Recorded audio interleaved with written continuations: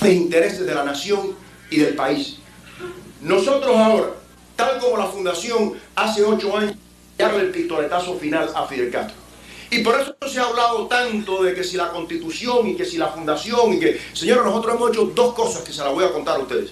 Una pequeña ley fundamental para ponerla en manos de aquellos que asuman el poder en Cuba a la caída de Castro, para que se garanticen las libertades individuales, para que se garanticen los derechos humanos, para que se garanticen los derechos civiles y para que el pueblo cubano tenga derecho a ejercer su propia soberanía a través de un proceso de elección libre, periódica y a través del ejercicio también del sufragio universal y secreto.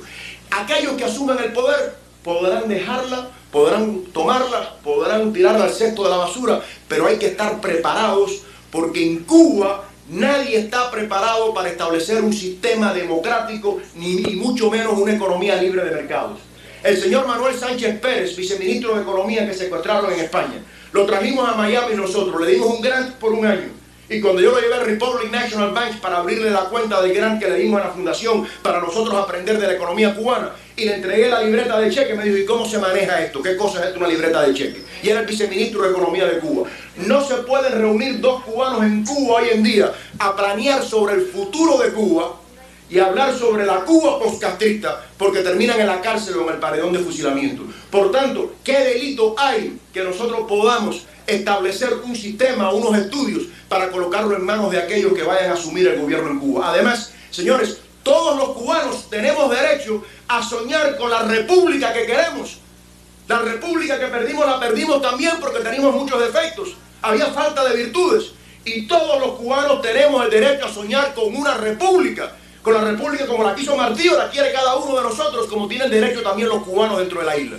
Y estamos tratando de echar las bases para una república que no dure 20, 25, 30, 40 años con otro exilio político, con otro presidio político, con la corrupción, con las bombas, con los muertos. Señores, tenemos que echar las bases para una república permanente, perdurable, grande, que dure cientos de años, donde los cubanos podamos vivir sin odios y podamos vivir en prosperidad.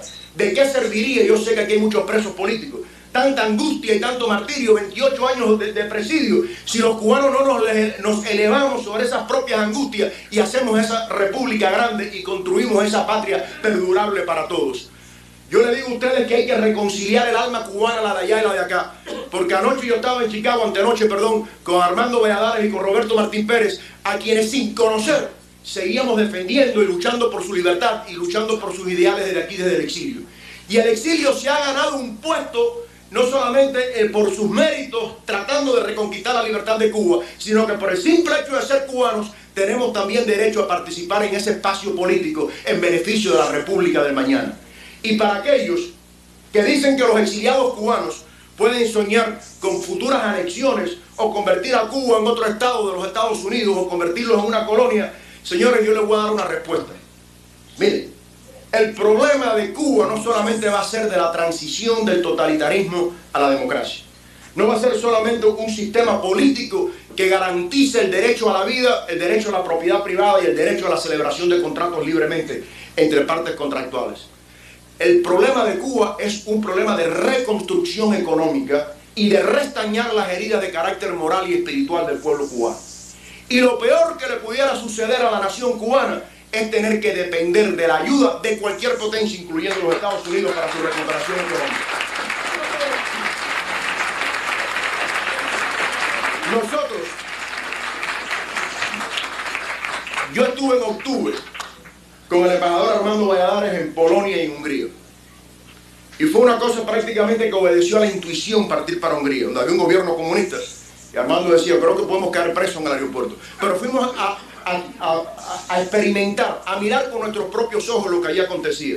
Y allí vimos 2 cosas que nos llamó la atención considerablemente. Una, la falta de experiencia de esa gente para establecer un sistema democrático.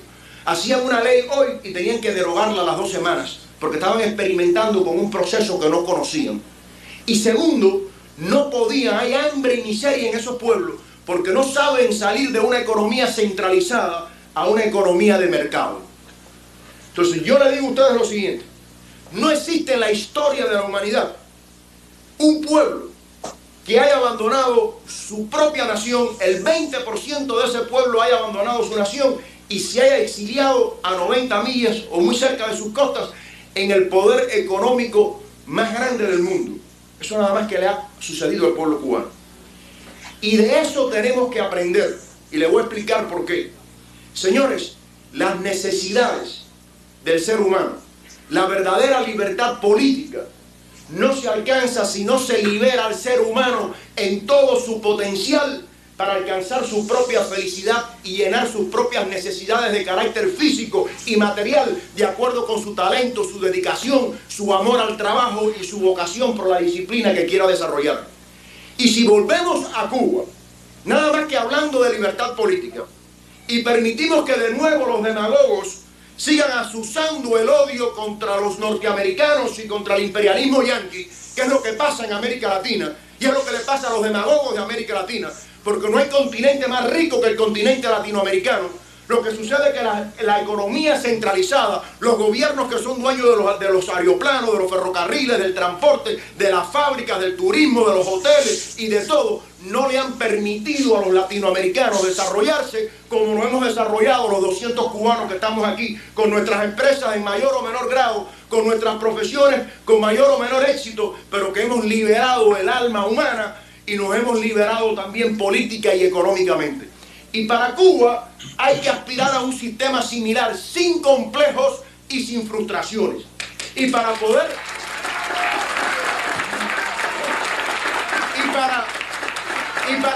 decir, con la moral que se necesita desde el punto de vista político, somos un pueblo libre, dueño de nuestro propio destino. Nosotros hemos concebido lo siguiente. Hace 7 meses nosotros contratamos a Milton Friedman, Premio Nobel de Economía, y a Arthur Laffer, el autor del Laffer Curve, el del Reaganomics, el autor de la economía del presidente Reagan, que por primera vez en la historia de este país hubo 8 años de continuada expansión económica en este país. Porque a juicio nuestro, en el orden económico desde Adam Smith prácticamente todo está inventado. Aquí no hay que inventar nuevo. No se puede experimentar más en las espaldas del pueblo cubano para convertirlos en conejillos de India y experimentar a ver cuál es el sistema modelo o el sistema perfecto, que eso fue lo que hizo Castro y mira cómo terminamos. Y nosotros nos dimos a la tarea de hacer un inventario. ¿Cuánto estarían dispuestos a invertir las compañías multinacionales, los 500 Fortune, en Cuba y bajo qué condiciones? El ensayo fue tan exitoso que nosotros llevamos 7 meses trabajando aquí en Nueva York. Yo le dije a Víctor, voy a hablarte de Nueva York, de tu ciudad preferida. Y le dije a Luisito que estuviera aquí, pero yo quiero hablar de la Cuba del mañana y de los jóvenes, y de la participación de los jóvenes, que ellos son los que más van.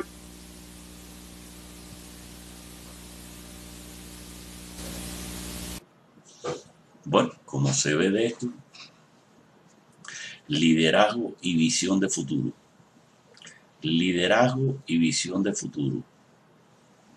Está claro que soñando boberías, diciéndonos cosas unos a otros, etcétera, etcétera, no se va muy lejos. Es decir, ahí hay una visión concreta. Puede haber más visiones, por supuesto, pero esta era una visión concreta. Por cierto, ya veo que está censurado, pues, es decir, pues, al principio, poco después del principio, le quitaron un pedazo y ahora de pronto aquí al final terminó abruptamente sin que yo tenga una explicación diferente a que sea simple censura, es decir, no convenía y lo he buscado en otras partes y realmente no encuentro este mismo. Cuando viene a ver, me pongo de suerte y lo encuentro en otro lugar completo y ya lo pondré. Pero por de pronto esto, ver lo que es un líder, lo que es un liderazgo, lo que es una visión de conjunto y lo que es proyectarse hacia el futuro con un plan real, con un plan realizable, con algo que tenga sentido y con algo que pueda llevar a Cuba en una dirección correcta en un futuro. De nada vale incluso decir voy a tumbar la dictadura y después que la tumbes no sepas ni qué vas a hacer con eso. Y la gente termine viviendo en cuevas y comiéndose unos a otros, porque el nuevo gobierno no sabe ni dirigir la nación siquiera. Así pues, hace falta visión, hace falta liderazgo político, hace falta cultura económica, hace falta reunir toda una serie de elementos en conjunto que garanticen que una vez que se produzca alguna transición haya un camino concreto y correcto que que se pueda seguir y que con el esfuerzo de todos pueda ser llevado y materializado. Lo demás es pura quimera y pura demagogia que no nos sirve a nadie, sencillamente.